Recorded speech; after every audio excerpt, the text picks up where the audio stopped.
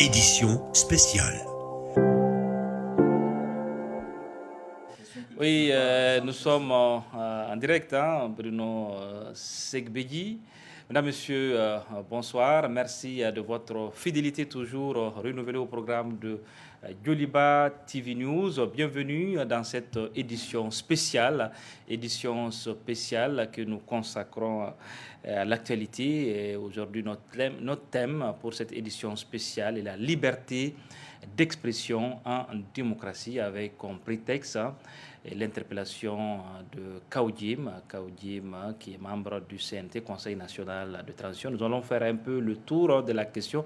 C'est quoi la liberté d'expression? Quelles sont ses implications, ses enjeux, les limites aussi de la liberté d'expression en démocratie? Donc nous allons parler du sujet. Pour en parler, nous recevons pour vous sur ce plateau Maître Alassane Diop. Maître Alassane, bonsoir. Bonsoir Mohamed Atayer. Merci de répondre à notre invitation. Merci beaucoup. Oui, je profite pour dire que vous êtes un brillant avocat, vous êtes un homme du prétoire, un brillant avocat. Et merci d'être là, maître. Merci beaucoup. Oui, j'espère que vous serez là de temps en temps pour souvent parler, décrypter souvent des sujets d'intérêt national avec nous pour les téléspectateurs.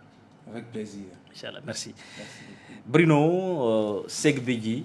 Bruno, on a fait une petite erreur dans l'affiche, on avait dit Sogbegui, donc on a rectifié. Bruno Segbegui, bonsoir, merci d'être là. Bonsoir. Voilà, Bruno, vous êtes journaliste, directeur de publication du journal Mali Horizon. Tout à fait. C'est bien ça? C'est bien ça. Ok. L'état d'esprit, Bruno, pour ce soir? Oh, je suis heureux d'être sur ce plateau, invité par toi, qui n'est plus à présenter, et pour débattre avec Maître qui n'est plus à présenter. Donc, bonsoir à nos chers téléspectateurs. Ok. Donc, Maître, on va vous poser la première question. Vous êtes juriste, vous êtes un praticien du droit. Déjà, qu'est-ce qu'on peut entendre par liberté d'expression? Merci bien, M. Atayer. La liberté d'expression, c'est tout simplement le droit qui est reconnu à chaque citoyen d'exprimer librement ses pensées et ses opinions par les moyens de droit qu'il juge opportuns. Ça, c'est le droit. Mais vous savez, la liberté d'expression, elle vient de pas loin aussi. Parce que c'est une notion qui a vu le jour avec la République, avec la démocratie, avec la laïcité. À titre de rappel, je vous précise que avant la République, la liberté d'expression n'était pas donnée aux citoyens. La liberté d'expression était réservée aux seigneurs. La liberté d'expression était réservée au roi. Si on regarde même l'histoire du pays, pour remonter encore un peu plus loin, les premiers grands procès que l'histoire a reconnus, que l'histoire nous rapporte, le procès de Socrate par exemple. Socrate est une victime de la liberté d'expression. Il ne faisait rien d'autre que d'apprendre à la jeunesse à philosopher. Mais pourtant, il a été dénoncé, il a été jugé, condamné à boire la ciguë. Ce procès-là, tout le monde se souvient de cela. Nous savons aussi que la liberté d'expression a été le problème central, même dans les grandes religions, les religions monothéistes. L'histoire de Jésus aussi. Jésus a été jugé par Pilate. C'est par rapport à ce qu'il dit. Ce qu'il disait à l'époque n'était pas perçu comme pouvant être dit par un citoyen normal. Il a été condamné pour cela. Parce qu'il parlait de royauté, il parlait de royaume. On lui disait, mais de quel royaume parlez-vous? Et c'est pour cela qu'il a été condamné à la crucifixion. C'est pour vous dire que la liberté d'expression, c'est un droit fondamental dans la démocratie, mais elle a aussi ses limites, elle a aussi ses servitudes. Ok, on va en parler, maître. On sent que vous êtes en terrain connu, et puis on sait, homme très cultivé, vous lisez beaucoup, on le sait aussi. Bruno Segbegui, déjà, pour vous, le journaliste, que signifie la liberté d'expression? Oh, c'est à peu près la même chose que pour le droit, parce que c'est un droit. La liberté d'expression, c'est un droit. Donc, c'est un droit fondamental, c'est un droit humain. Et par essence, c'est lié à ce que les gens appellent le pluralisme. Et vous savez, l'être humain est reconnu comme ayant des convictions, des positions qui sont liées à son être. et il n'est pas permis de lui interdire de pouvoir l'exprimer. Donc, comme Maître l'a dit parfaitement, c'est un droit fondamental de pouvoir exprimer ses convictions, de pouvoir exprimer ses opinions par quelque moyen que ce soit. Même si c'est par la sculpture, même si c'est verbalement, si c'est pas écrit, il lui est permis. Comme il a dit, effectivement, je crois qu'on arrivera là, il y a, heureusement ou malheureusement, des limites. Il n'y a pas de liberté sans limite. Donc, ce sont ces limites-là qui concernent cette liberté et qui posent un certain nombre de problématiques. D'accord, donc nous allons en parler, mais nous avons jugé nécessaire de donner la parole aux citoyens, au public. Qu'est-ce que le public, quelle est la conception de cette notion, comment cette notion est perçue par le public. Adama Sanogo a promené son micro, nous allons écouter quelques réactions. Moi, je pense qu'aujourd'hui, ce qui se passe, c'est que la transition doit faire un peu attention et ne pas marcher sur la liberté d'expression des gens, mais sans se laisser découvrir à un certain niveau. Parce qu'au niveau de l'État aussi, quand tu gères, il faut être un homme d'État. Il y a des choses qui sont bonnes à dire, il y a des choses qu'on peut pardonner, il y a des choses qu'on ne peut pas pardonner. Ce qui se passe actuellement, c'est quelque chose qui est normal. Parce qu'on a passé beaucoup d'années comme ça, sans pour autant chercher à mettre cette liberté d'expression dans un cadre. Donc, il faut des actions pour rappeler aux citoyens que sa liberté d'expression a des limites. Il n'a pas le droit de dire certaines choses. Avant de parler, il doit réfléchir. Parce que la parole peut être à la source des conflits dans les pays.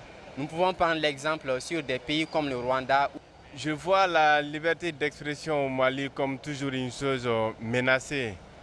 Parce que même si au préalable c'est dire librement ce dont nous pensons, je pense que ici, si on ne dit pas ce que les autres veulent, on n'a plus droit à la parole. Et peut-être, si vous allez me permettre, les dernières sorties des personnalités, nous avons vu qu'ils ont tenu ces mêmes propos devant les gens, mais on n'a rien dit. Mais dès que ça vient à l'encontre de quelqu'un ou de quelque chose, ou que ça ne les plaise pas, on dit que voilà, c'est diffamatoire ou c'est autre chose.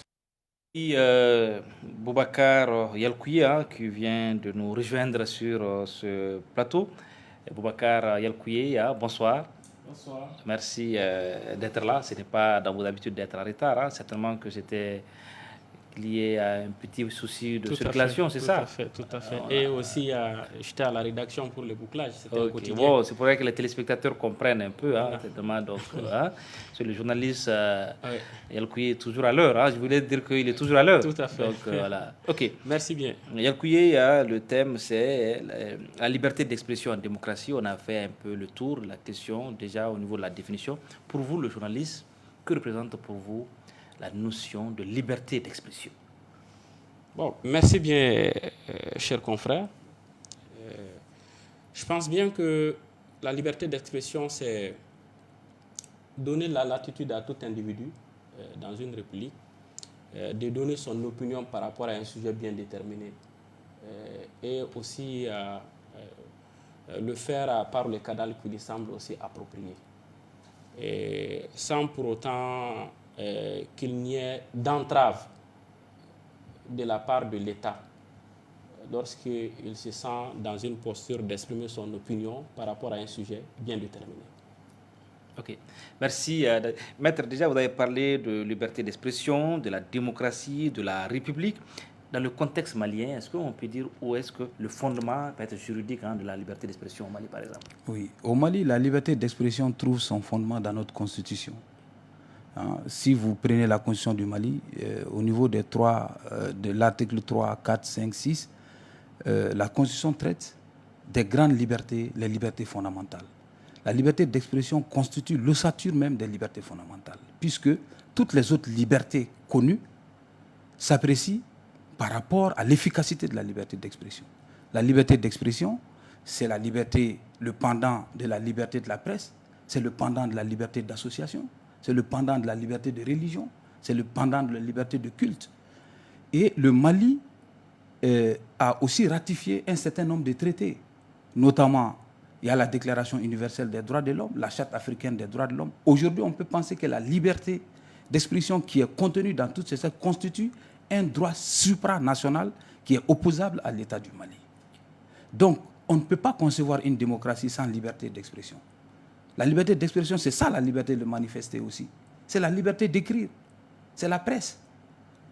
Parce que le journaliste s'exprime en écrivant. Ce n'est que le moyen qui diffère. Vous voyez?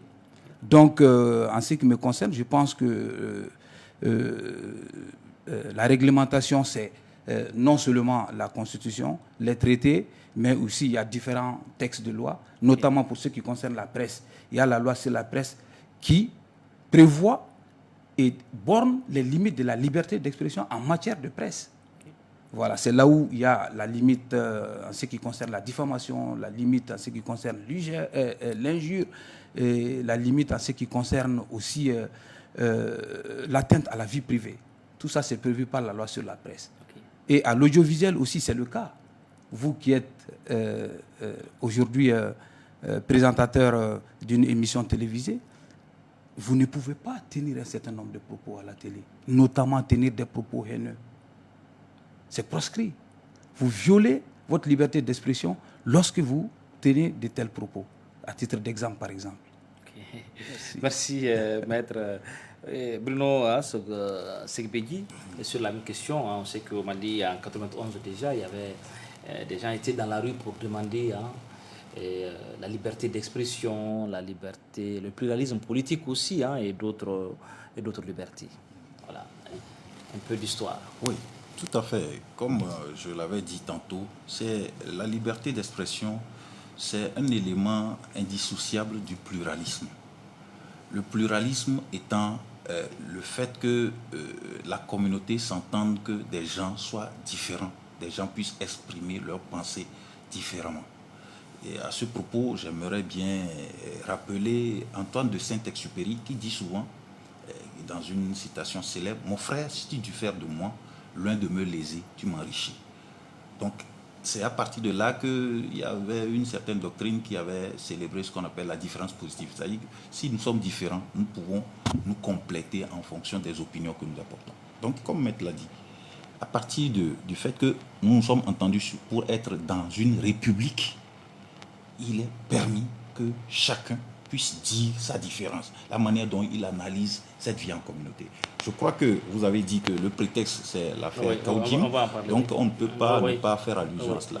On va en parler. Déjà, l'histoire un peu, la démocratie au Mali, Yalkouye, voilà, on sait que des hommes sont bâtis pour la défense des valeurs démocratiques, parmi lesquelles la liberté d'expression. Oui, si on évoque cet aspect, je pense bien que on est contraint moralement d'avoir une pensée pieuse quand même vis-à-vis à l'endroit des martyrs, sans lesquels on n'allait pas être là où nous sommes aujourd'hui. Et raison pour laquelle à chaque fois qu'il y a une atteinte ou une menace vis-à-vis de la liberté d'expression, le peuple malien se donne le devoir de faire ce rappel-là vis-à-vis quand même des politiques pour dire que bon, cette liberté, la constitution que nous avons, vraiment, elles sont chèrement acquises. Okay. Donc c'est très important de faire cela. Et je pense bien que bien avant peut-être cette révolution de 91, il y a certains comportements qui n'étaient pas vraiment permis au niveau de notre État. Et à chaque fois que tu posais des actions allant à l'encontre de la conviction ou la vision des autorités en ce moment, il fallait quand même s'attendre à des sanctions sévères parfois. Et nous nous sommes dit que là où, juste après cette révolution de 91, avec le renversement du régime de Moussa Traoré, il y a eu l'ère démocratique. Et cette ère démocratique a permis aux grands acteurs qui étaient au devant de cette révolution vraiment de s'asseoir et de définir comment l'État doit fonctionner. Et cela nous a permis d'être là où nous sommes aujourd'hui. Okay. Et il y a eu, comme vous avez aussi bien dit, concernant c'est-à-dire les partis politiques, la prolifération des partis politiques, au-delà de ça, la liberté d'association, etc., etc. Et aussi, les gens sont libres de dire ce qu'ils veulent par rapport à la situation. Mais, comme Maître l'a si bien dit, la Constitution, elle est là. Et tu es libre de dire ta pensée, mais il y a des limites aussi qu'il ne faut pas aussi on va parler des limites. On est déjà peut-être sur le stade un peu des concepts, des notions, peut-être pour comprendre un peu, clarifier. Et progressivement, on va rentrer dans le vif du sujet. On est d'accord sur le principe. Bon. Puisque vous avez parlé des martyrs de 91, on va justement regarder un petit élément, un court élément sur le sujet, un élément signé Fabrice Nouziayovu. Mamadou Fofana, Souleymane Berté, Mohamed Kouita, Nouhou Konaté, Sira Koulibaly. Ce sont des victimes parmi des centaines d'autres. Tous ont perdu la vie le vendredi 22 mars 1991. Ce vendredi-là, le peuple malien réécrivait son histoire. Des milliers d'hommes et de femmes, toutes professions confondues, mais majoritairement des enseignants, des ouvriers et des étudiants, manifestaient leur ras-le-bol au pouvoir en place. Cette journée fut l'une des plus meurtrières de l'histoire du Mali. Cette insurrection populaire a balayé le régime du général Moussa Traoré. Ce jour-là, sous le régime dictatorial de l'UDPM, la révolution populaire réclamant le départ du général Moussa Traoré atteignait son paroxysme. Il réclamait la fin de la concentration des pouvoirs et l'instauration du multipartisme dans un système démocratique. Lors de la répression de cette manifestation populaire, les forces de l'ordre ont tiré à balles réelles sur des manifestants. Ces balles assassines attribuées au régime d'alors ont ôté la vie à environ 200 citoyens maliens. Plusieurs chiffres sont donnés, mais jamais il ne sera su le nombre exact des martyrs de ce massacre odieux. Telle une avalanche, les conséquences de cette révolution tenue du 22 au 24 mars 1991 croulaient sur le régime dictatorial en place. Le 26 mars de la même année, un coup d'État réussi par le lieutenant-colonel Amadou Toumani Touré renverse le pouvoir en place, promettant l'avènement d'une nouvelle ère de liberté. Une nouvelle ère de liberté, c'était la chute de Aminata Chektal sur cet élément pour un peu contextualiser. C'est une longue lutte, à dire la quête de la liberté, maître c'est une longue lutte. Oui, c'est une longue lutte, une très longue lutte. D'ailleurs, l'élément m'a fait penser tout à l'heure au professeur Ibrahim Ali. Ouais, Toile d'araignée, le professeur. Toile d'araignée, l'auteur de Toile d'araignée, mort aussi, qui est une des victimes de la démocratie, de la liberté d'expression au Mali. Il fut l'un des premiers, à un moment donné, à se lever pour demander l'ouverture démocratique au Mali. Il a été arrêté, jugé et déporté à Taoudédi. Il est mort des séquelles de son arrestation. Ok. Donc maintenant, est-ce qu'aujourd'hui, on peut dire que il y a, Bruno, mais c'est une question plateau. Est-ce qu'aujourd'hui, il y a des entraves à la liberté d'expression dans le contexte malien? Est-ce que c'était une quête? Est-ce qu'aujourd'hui, on peut dire qu'on peut parler librement dans le pays sans être inquiété? À titre personnel, vous êtes dans les prétoires, voilà, donc chacun va nous parler de son expérience. Les journalistes vont parler, vont nous dire, est-ce qu'ils écrivent, est-ce qu'ils sont inquiétés pour leurs opinions? À mon avis, moi je pense que la démocratie c'est un apprentissage, c'est une longue quête, une quête interminable. Je ne peux pas dire que on est le paradis de la liberté d'expression, mais je ne peux pas non plus affirmer que le Mali est un pays dans lequel la liberté d'expression soit mise en danger de façon excessive. Parce que d'une façon générale, les libertés, comme je vous l'ai dit, d'association, les libertés, le pluralisme démocratique, la liberté de culte, la liberté de prêche, l'explosion des radios privées sur la scène, l'explosion des télévisions, l'ouverture des médias, je ne peux pas penser que c'est un pays fermé sur ce plan-là. Maintenant, il peut arriver dans tout pays que des propos puissent être tenus et que ces propos jurent avec ce qu'on appelle les contextes relatifs à l'ordre public du moment. Parce que comme je vous l'ai dit, il n'y a pas de liberté sans limite. La liberté d'expression est bornée par la liberté de ne pas porter atteinte à la vie privée d'une personne. La liberté d'expression est bornée par l'interdiction de ne pas porter atteinte à l'ordre public. L'ordre public, c'est l'ordre public du gouvernement. L'ordre public, bien sûr, est défini par l'État, mais nous savons très bien que les États sont incarnés par des humains qui utilisent toujours la loi à leurs fins, et notamment à leurs fins politiques. Sur ce point-là, je pense qu'il y a quelques cas où souvent on pense quand même que la liberté d'expression peut être considérée comme assez restreinte. Okay. Bruno Segbegui sur la même question. Bon, d'abord, le concept de liberté même, moi je vais caricaturer, c'est comme du lait sur le feu. La liberté, elle est toujours à surveiller. Et elle s'arrache, comme on le dit, et donc elle doit être préservée. Maintenant, quand on vient dans le contexte malien d'aujourd'hui, nous savons que le pays est en crise et le pays est dans une situation de confusion, je ne dirais pas d'exception, mais de confusion.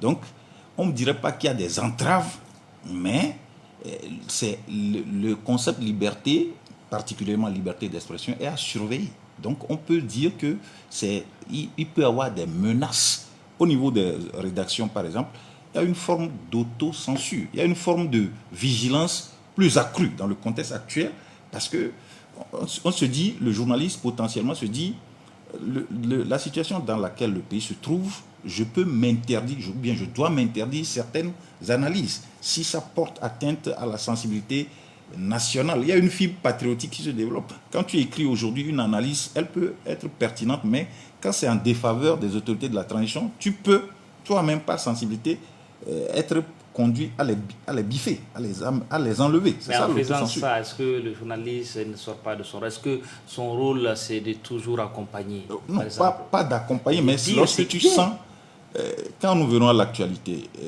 le représentant de la CEDEAO qui a été déclaré persona non grata, on nous a dit que c'est des agissements subversifs.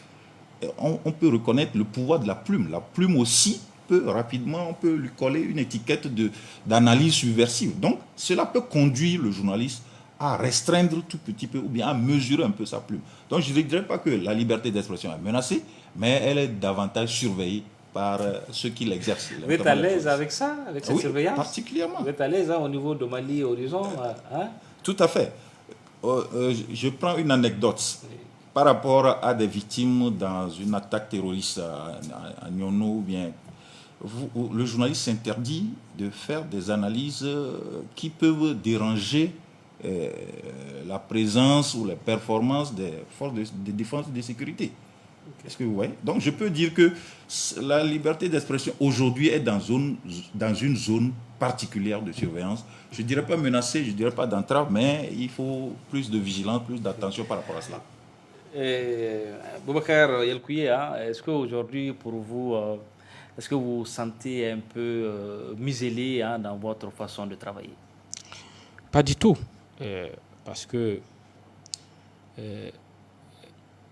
j'ai été plusieurs fois interpellé moi-même au Mali ici depuis au temps d'Ibeka. Et même sous la transition, même si moi-même personnellement je n'ai pas été interpellé, j'ai des connaissances, des proches qui ont fait face en réalité aux sanctions des autorités. N'est-ce pas?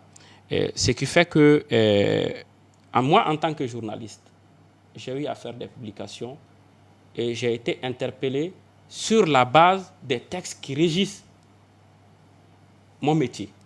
Et je pense qu'à ce niveau, il n'y a aucun souci à faire. Parce que nous travaillons sur la base, nous sommes réglementés sur la base de ces textes. Et si je suis interpellé sur la base de cela, il n'y a aucun problème. Et j'ai répondu par 2 ou 3 fois. Et Dieu merci, j'ai pu quand même m'en sortir. Au-delà de ça, ça ne m'a pas empêché de continuer à donner mon avis par rapport au sujet d'intérêt national. Et à l'époque, c'était un régime normal qui était là. Et après le renversement du régime d'Ibeka, on a vu la transition s'est installée. Et sous la transition, nous avons des camarades qui ont eu des soucis, que nous avons accompagnés. Tout le monde se rappelle de cette histoire de déstabilisation qui a conduit à des responsables au niveau de la sécurité d'État. Après, ils ont été mis à la disposition de la justice. Et nous avons fait le combat à l'époque.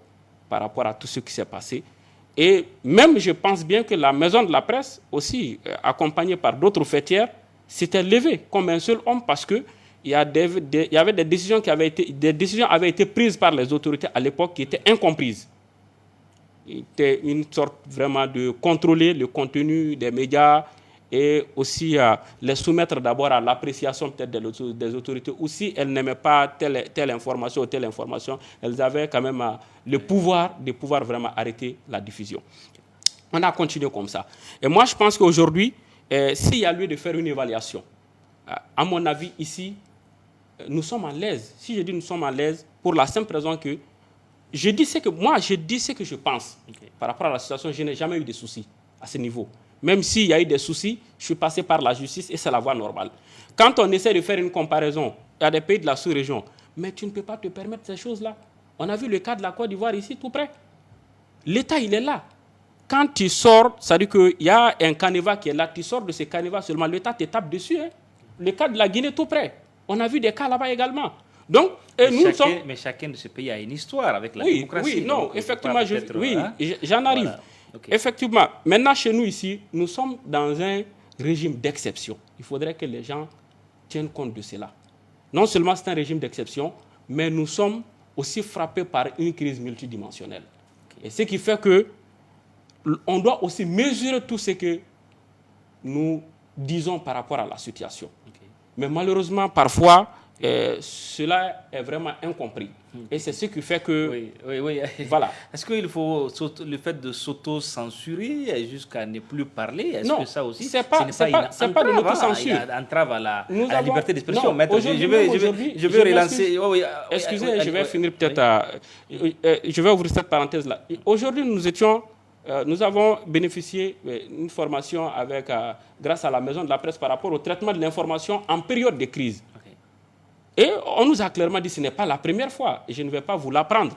En période de crise, le journaliste, comment il doit se comporter? Ce n'est pas une situation normale. Il faudra qu'on en tienne compte aussi. Okay. Et ça dépend en réalité de l'état d'esprit de tout un chacun. Okay. C'est comme le juge.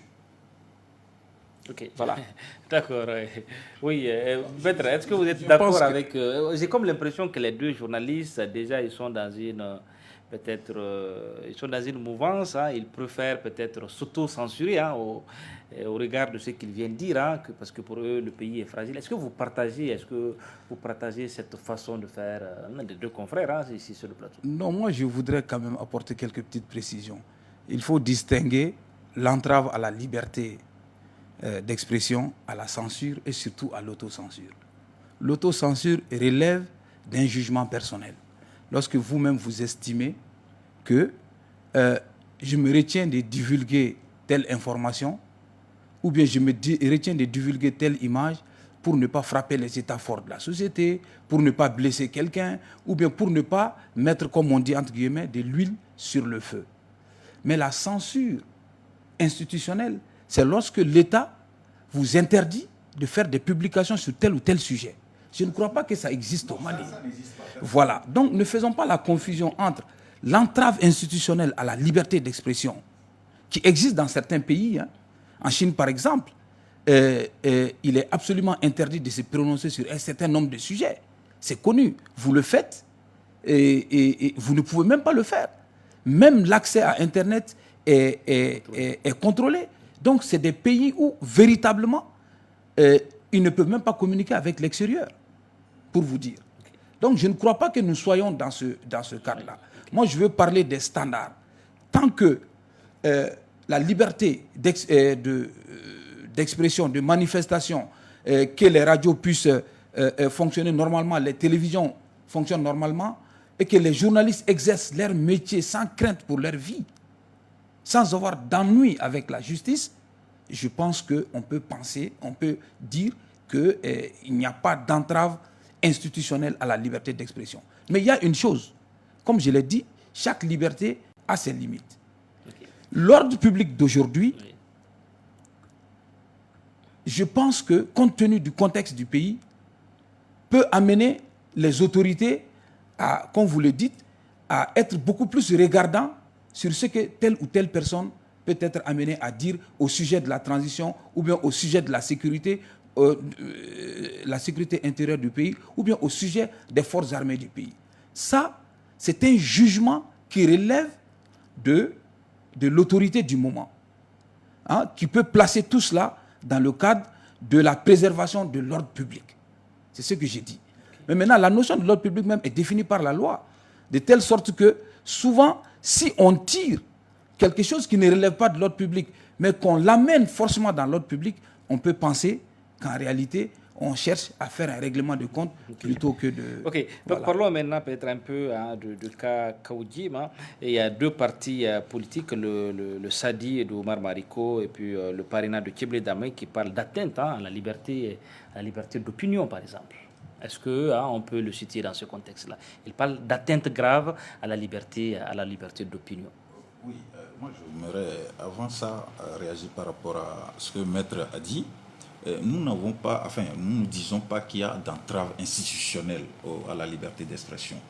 Mais tout le monde sait que le contexte phagocyte un peu les aptitudes. Donc, le contexte étant trop fragile, le journaliste s'astreint à certaines réserves. Et tout le monde connaît la sagesse populaire selon laquelle toute vérité n'est pas bonne à dire. Donc, à plus forte raison, lorsque l'État est presque, vous permettez l'expression, agonisant, on se retient par rapport à certaines choses. Maintenant, revenons à ce que vous venez de dire. Oui. Juste pour... oui, il y a une forme d'atteinte à la liberté d'opinion, qu'on le veuille ou non. Parce que le pluralisme garantit que les acteurs ou les citoyens puissent s'exprimer. Par rapport à l'affaire Kawujim, tout le monde a vu la vidéo, il s'est exprimé, et c'est plus un acteur politique aussi. Il a créé un parti politique qui n'apprécie pas la gestion du Premier ministre actuel par rapport particulièrement à l'affaire du représentant de la CEDEAO. Si cela le conduit, on ne doit pas commenter une affaire judiciaire, si cela le conduit là où il est, les partis politiques peuvent considérer ça comme qu'il y a une atteinte quelque part. C'est vrai qu'il y a des limites. Mais vous, comment vous appréciez ça en tant a priori, je le dis, a priori, il y a une atteinte à la liberté. Quand moi j'ai suivi la vidéo, c'est la procédure judiciaire qui parle de propos subversifs. Le juge a sa raison, on ne va pas, c'est une affaire pendante de la justice, on ne va pas commenter cela, mais dans ce qu'on a suivi dans l'élément visuel, la vidéo, a priori, nous n'avons pas vu ce qui serait l'élément, quand je me suis amusé à voir subversion, l'élément déstabilisateur de l'État. Il s'est prononcé en défaveur du Premier ministre actuel. Comme quoi, cette crise diplomatique-là pourrait être gérée discrètement. Le ministre des Affaires étrangères aurait pu... Donc, a priori, si cette liberté de s'exprimer, de prendre position, de dire que le Premier ministre doit être remercié, c'est ce qu'il a dit, je le cite, cela lui vaut cette procédure, on peut considérer qu'il y a véritablement une atteinte, à mon avis. Est-ce qu'il y a une atteinte à la liberté d'opinion, à la liberté d'opinion? Non, moi je vais ramer à contre-courant. Okay. Pour la simple raison que nous avons dit que la liberté d'expression, la liberté d'opinion ont des limites. Okay. Et ces limites sont définies par la loi. Et ceux-là qui ont en charge de l'application de ces lois-là, ce sont eux aussi également qui savent à quel moment il faut en réalité interpeller quelqu'un par rapport à X sujet ou Y sujet. À mon avis, le cas Kawujim, ce n'est pas seulement le dernier élément qui lui a valu cette interpellation, à mon avis. Parce qu'il y a eu des précédentes vidéos dans lesquelles il a eu à tenir des propos virulents. Par exemple, qu'est-ce qu'il a dit? Oui, le fait de dire que aujourd'hui, le problème du pays, c'est le Premier ministre. Le Premier ministre est un ennemi du pays. Mais je pense qu'il va trop loin par rapport à ça. Tu peux être critique par rapport à la gestion de la personne. Okay. Mais de là à s'acharner, ça devient autre chose. Okay. Malheureusement, c'est ce que nous constatons dans les sorties de Kawujim. Et deuxième chose également, tu ne peux pas, en tant que membre du CNT, ça veut dire qu'il est une partie de cette transition-là. Tu es avec le président de la transition. Et le Premier ministre qui l'a mis là-bas, c'est le président de la transition qui l'a mis. Tu dis que tu es contre le Premier ministre, mais tu soutiens le président. Il l'a fait avec Mokhtar Wan. Et je pense bien qu'en partie, il est même responsable, il est pour responsable. Le départ de Mokhtar Wan, il a joué vraiment un rôle prépondérant là-dedans parce que vu ses sorties virulentes, ça fait finalement qu'il a eu des soucis. Et aujourd'hui, si les mêmes comportements continuent, il va falloir que cela s'arrête. Moi, je me suis dit que là où il est aujourd'hui, c'est de l'hypocrisie déguisée à mon avis. C'est de l'hypocrisie déguisée. Raison pour laquelle je dirais que... Pourquoi vous dites hypocrisie Non, déguisée? mais tu ne peux pas dire que tu soutiens la transition et tu poses des actions qui déstabilisent cette même transition. C'est impossible. C'est impossible. Oui, Bruno, allez-y. Allez-y. Moi, je ne voudrais pas apparaître sur ce plateau comme défenseur de Kaouji. Nous prenons les faits. Oui. Par rapport à ce qu'il a dit il parlait de la vidéo qu'il il a regardée, tout à fait. et qu'il cherchait un élément à dire qui peut être compromettant ou bien déstabiliseur pour... Apparemment, le communiqué régime, indexe les faits, les derniers faits, la dernière vidéo. Et parlant des limites à la liberté d'expression, la petite littérature que j'ai fouillée parle de lorsqu'il n'y a pas d'incitation à la haine. C'est une des limites. Lorsqu'il n'y a pas d'appel au racisme, d'incitation à la révolte, d'apologie du terrorisme, c'est là, peut-être me mettre je parle sous son contrôle, voilà les éléments qui sont cités. Donc lorsqu'on analyse cette vidéo, en tout cas, je précise, si c'est cette dernière vidéo, j'ai fouillé, j'ai écouté à plusieurs reprises, le juge a ses raisons. À mon humble avis de citoyen, je n'ai pas vu d'apologie du terrorisme, je n'ai pas vu d'incitation à la révolte, je n'ai pas vu 16 limites, en tout cas, je n'ai pas vu. Donc, il a parlé de comportement, de discours irresponsables. C'est un acteur politique. Les acteurs politiques, on voit des prises de position pires que ça dans certains pays où on est en démocratie, on respecte la liberté d'opinion. Je ne défends pas, je précise encore, je ne défends pas Kaouji, mais à partir de ces prises de position, aujourd'hui, il y a certains acteurs politiques qui disent qu'ils s'interdisent d'accorder des interviews parce qu'ils craignent que leurs expressions, leurs prises de position ne leur valent des ennuis. Il y en a aujourd'hui. Donc, c'est pour dire que si on prend... Donc, ça veut dire qu'il y a des menaces sur la liberté d'opinion. Je l'ai dit, au niveau de la presse, nous donnons des limites, nous nous auto-censurons, moi je m'auto-censure, mais certains acteurs politiques disent que c'est le principe de... Tu es avec nous ou tu es contre nous. Ce qui fait qu'il s'impose un certain nombre de limites. Il y en a qui disent qu'il ne peut pas parler, aller au-delà. Parce que Maître n'est pas politique, il va peut-être se prononcer, c'est vrai, peut-être qu'il ne serait pas très à l'aise parce que souvent il n'évoque pas trop les sujets politiques. Maître, déjà sur le cas Kaouji, qu'est-ce que vous avez à dire à nos téléspectateurs un peu?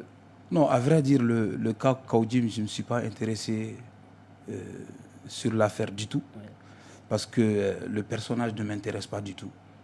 Ça, je le dis à titre purement personnel.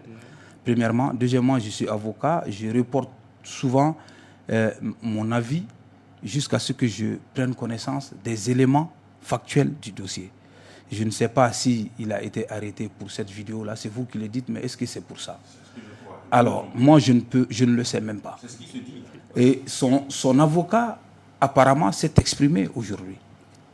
Je pense que son avocat, c'est Maître Kassoum Tapo, qui a dénoncé la violation de la liberté d'expression. Je pense que c'est un ancien bâtonnier, c'est un avocat de renom, c'est un juriste et qui mesure ses propos. S'il le dit, je pense qu'il l'a dit en connaissance de cause. Mais à titre personnel, je vous le dis encore une fois, le personnage ne m'intéresse pas du tout et je n'aimerais pas me prononcer sur son cas. Ok. S'il vous sollicite, si vous savez pour être son client, vous allez répondre, hein? Oui, l'avocat a toujours l'objection de conscience, hein, il peut refuser. Okay. Mais je précise que lors des événements qui ont conduit à la chute du régime de IBK, nous avions été sollicités à l'époque par le M5 RFP pour défendre tous ceux qui avaient été arrêtés, okay. Parmi lesquels Kaouji, justement. Okay. Voilà. Quand vous dites que le personnage ne vous intéresse pas, tout simplement, vous n'avez pas de raison valable pour le dire, ou bien c'est justement comme ça, c'est comme vous le dites? Non, je dis que le personnage ne m'intéresse pas parce que moi j'ai une autre vision de la politique, j'ai une autre vision d'un homme politique, du discours d'un homme politique. Moi, je suis pour la responsabilité. Je suis pour... je ne suis pas pour le populisme. je ne suis pas non plus quelqu'un qui est un tenant de la censure, mais je pense quand même que quand on a à un certain niveau de responsabilité, on peut dénoncer les choses en utilisant toujours la manière et en utilisant les créneaux appropriés. Boubacar Yalkoué, hein? Oui, ce que je voulais dire à ce niveau, c'est il n'est pas le seul politique, au fait. Et je pense bien qu'il est entré, il s'est retrouvé sur la scène politique par hasard, par erreur, par effraction. Au fait, sinon, il n'est pas politique, Kaoudim. Et plusieurs acteurs politiques ont l'habitude de se prononcer sur des sujets d'intérêt national. Même ce qui se passe aujourd'hui par rapport à la situation du représentant de la CEDEAO. Il y a beaucoup d'acteurs politiques qui se sont prononcés dessus. Pourquoi ils n'ont pas été inquiétés? C'est la manière, au fait. Et Kaoudim, il est dans une posture, à chaque fois, c'est le sensationnel qu'il aime. À chaque fois qu'il y a quelque chose, il appelle séance tenante les gens qui sont sur les réseaux sociaux et il commence à dire, vous m'excusez le terme, du n'importe quoi. Vous m'excusez le terme. Et je pense que nous sommes dans une situation exceptionnelle. Je ne dirais pas, c'est-à-dire que de faire entrave à la liberté d'expression. Mais il y a certains propos, il y a certaines manières d'attaquer les autorités il est temps vraiment de mettre un frein à cela. C'est mon avis. Et aujourd'hui, Kaoudim, je n'ai rien contre Kaoudim. C'est moi qui ai mis son vice-président Soya Djigé, c'est moi qui l'ai mis en contact avec Maître Tapo hier soir. Il m'a appelé, il a dit qu'il a besoin du contact de Maître Tapo, c'est moi qui l'ai mis en contact avec Maître. Alors, je pense aujourd'hui que ce que j'ai dit par rapport à Kaoudim n'a jamais servi la transition et il ne servira jamais la transition parce qu'il est dans une autre posture, il est dans un dessein inavoué. Qui n'est pas clair. C'est quoi ce dessin inavoué? Il le sait lui-même. C'est l'opposant qui parle, c'est le journaliste qui parle. Non, oui, je suis journaliste, mais je peux prendre position. Je peux prendre position par rapport à des sujets bien déterminés. Et je pense que Kaoudim, moi je l'ai tout le temps dit, je l'ai rencontré plusieurs fois, on a travaillé plusieurs fois ensemble, mais c'est quelqu'un qui ne m'a jamais inspiré confiance.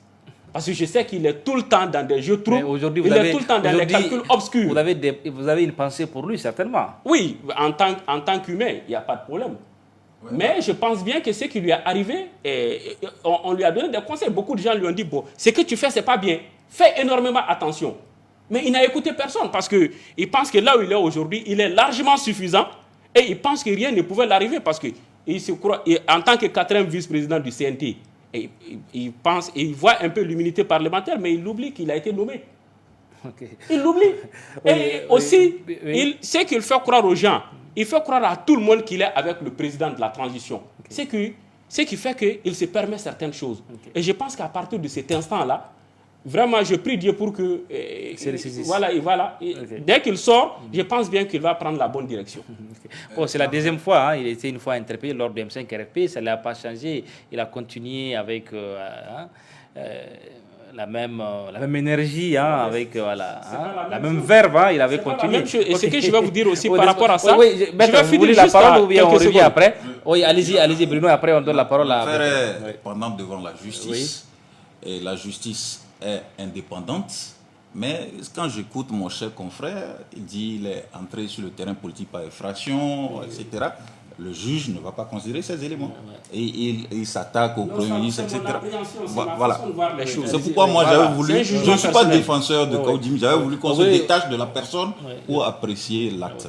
A priori, il y a la liberté d'opinion est un peu... L'acte solitaire. L'acte solitaire, pour vous, ne constitue pas, c'est-à-dire un élément qui puisse l'amener à être devant le juge, par exemple. C'est ce que vous dites. A priori, si c'est sur cet élément-là, cet élément vidéo-là... Maître nous dit que certainement, peut-être qu'il y a d'autres infos, peut-être nous, on n'est pas... Voilà. C'est possible que nous n'avons pas tous les éléments.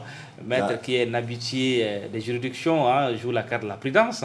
Oui, effectivement, je joue la carte de la prudence, mais je pense que Sekbedji a raison aussi sur un certain nombre de points. Si on doit regarder tout ça avec recul et puis faire un détachement de l'homme et des faits, je pense que, à mon avis, la transition pouvait aussi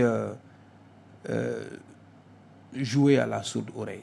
Parce que pour moi, Kaoudim, de plus en plus, n'est pas l'homme politique écouté qu'il était avant. Je pense que c'est des propos aussi, c'est les propos là qu'il a tenus. Je ne pense pas que ce soit des propos suffisamment graves qui puissent conduire à une arrestation. Si on doit se limiter uniquement à ces cas-là. Okay. Voilà. Mais cela dit, en tant que responsable, membre du CNT, ce n'est pas à lui de demander la démission, par exemple, d'un Premier ministre. Il peut dénoncer sa gestion, il peut poser la question au sein du CNT de façon responsable, mais appeler la presse comme ça, et puis je pense que c'est assez irresponsable, mais ça ne vaut pas le coup de lancer une procédure. Pour rappel, Kaoudjim a été l'un des premiers à ouvertement demander la démission du président Ibeka, quand même, il faut le dire aussi pour rappeler certains faits. Il était l'un des justement, pour ceux qui connaissent l'homme, il n'a jamais été inquiété pour ça. Jamais. Oui, c'est vrai que... Sous le magistère du BK. Oui, c'est vrai, et c'est vrai, je suis parfaitement d'accord. C'est pour cela que je dis, si on doit... Le président Ibeka aussi, son image avait été traînée dans la boue. On l'a traité d'incompétent, etc. Mais ça n'avait pas valu de procédure judiciaire en ce moment-là. Okay. Donc pour vous, les procédures judiciaires de ces temps-ci, est-ce que vous les comprenez rapidement, maître? Vous comprenez un peu? Non, pour moi, on peut jouer à l'accalmie. Le Mali n'a pas besoin de se lancer dans des troubles de ce genre, surtout lorsque l'ennemi ne vient pas de l'intérieur. Je pense qu'on peut concentrer ses efforts sur l'essentiel et laisser souvent certaines personnes parler. Okay. Oui, allez-y.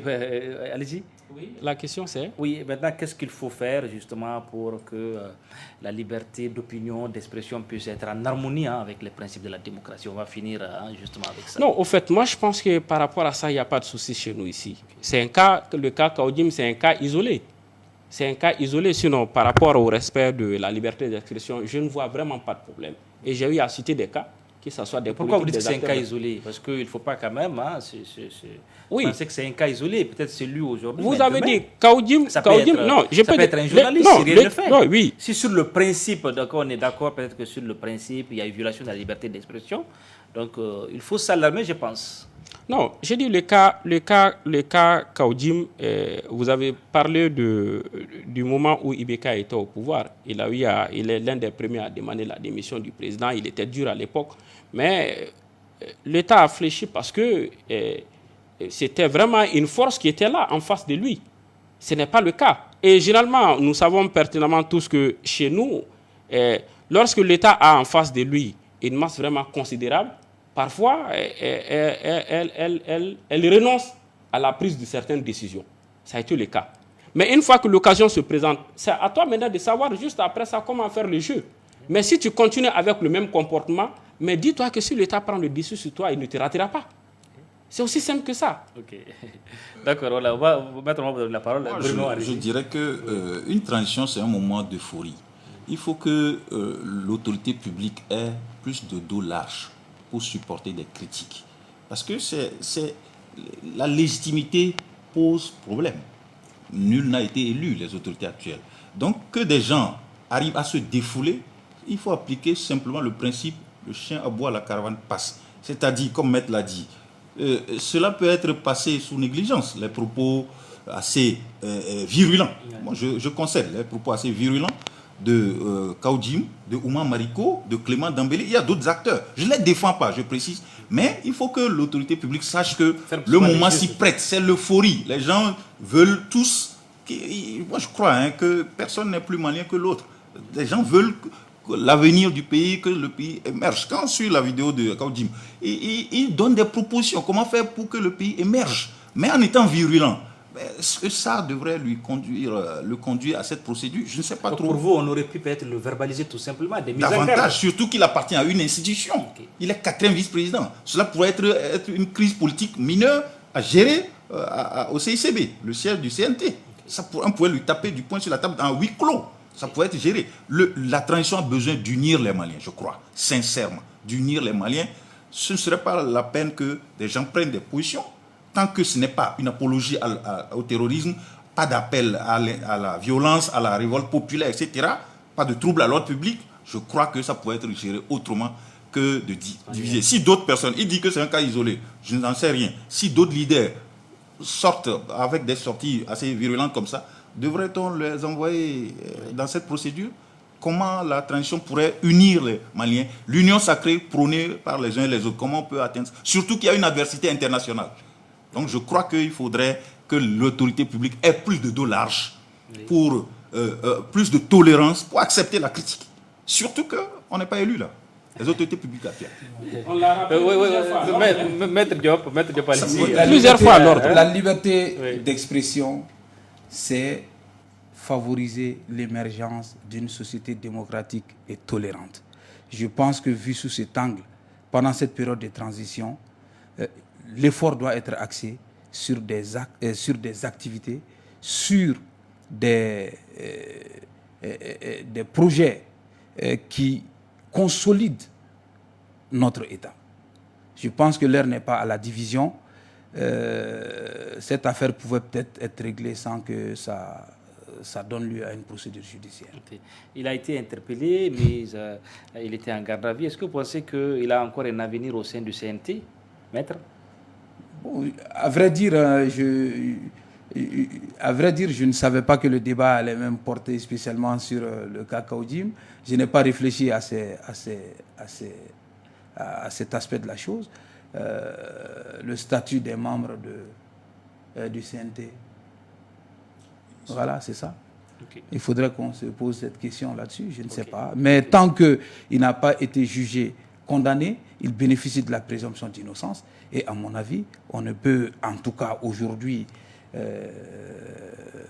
préjuger de quoi que ce soit en ce qui concerne son avenir au sein du CNT. Ok. Voilà, on va finir avec peut-être avec les valeurs qu'il faut peut-être défendre en démocratie et puis pour que la liberté d'expression et d'opinion pour trouver toute leur place dans notre démocratie. D'accord. Moi, je pense que nous sommes dans une période d'exception. Il faudrait que les gens intègrent cela dans leur façon de faire les choses, leur façon de s'exprimer sur les sujets d'intérêt national. C'est très important.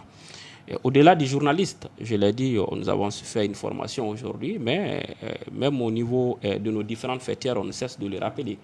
Ce n'est pas parce que nous sommes pour les autorités de la transition, mais nous savons pertinemment que nous traversons une période très sensible. La crise multidimensionnelle, le bras de fer aujourd'hui entre les autorités et la communauté internationale, bon, et si entre nous-mêmes, on n'arrive pas à se comprendre comment les choses vont se passer, alors, raison pour laquelle on se dit que même s'il y a des choses qui ne sont pas bien, que les autorités posent des actions qui ne sont pas bien, il faudrait trouver des formules, des manières plus souples de les dénoncer et faire des propositions. Mais quand tu pars tu t'exprimes avec un ton de fermeté, avec des positions qui ne font qu'aggraver davantage, qui ne font que déstabiliser davantage sur le peu que nous avons aujourd'hui, mais nous pensons vraiment qu'il faut trouver une formule par rapport à ça et vraiment arrêter ce système-là. Parce qu'aujourd'hui où nous sommes, il faut faire énormément attention parce que si, à l'allure où vont les choses, on ne fait pas attention, l'État, le peu qui nous reste, risquera de s'écrouler.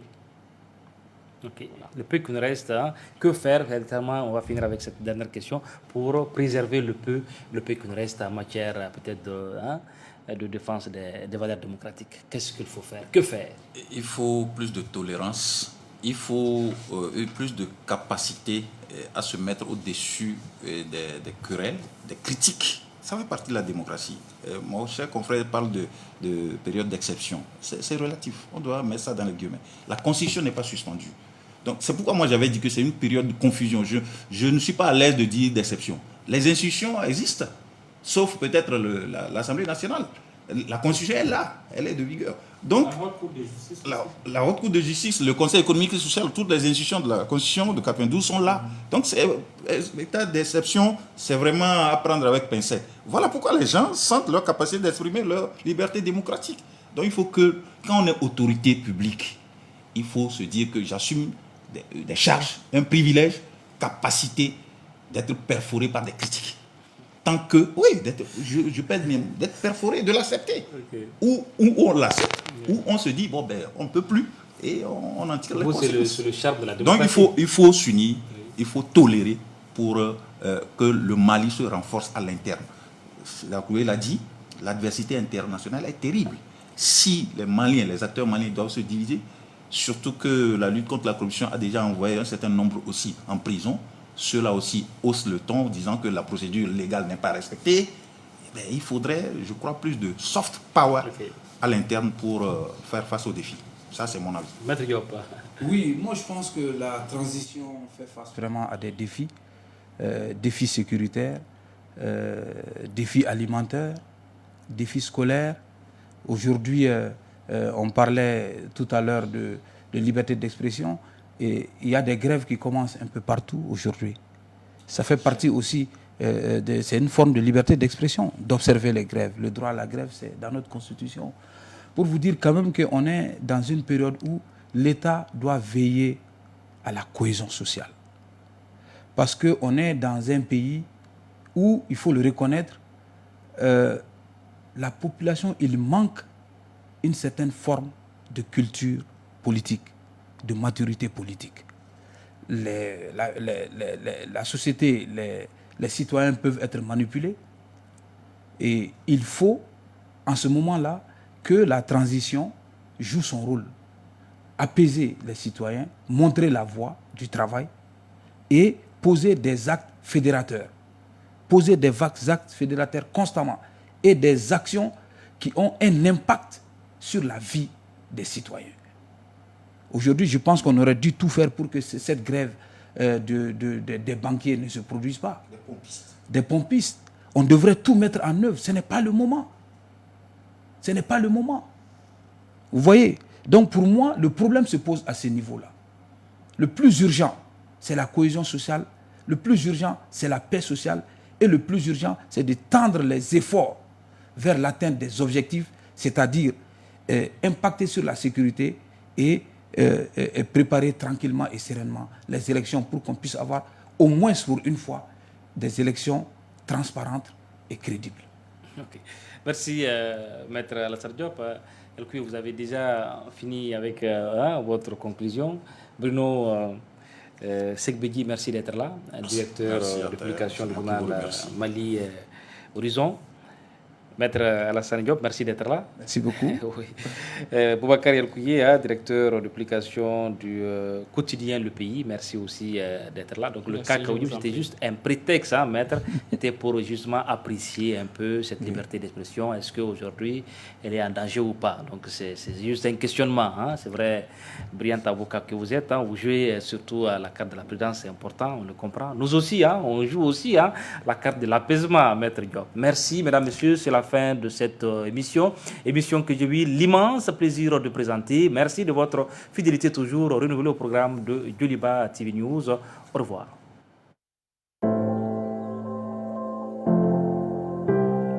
Édition spéciale.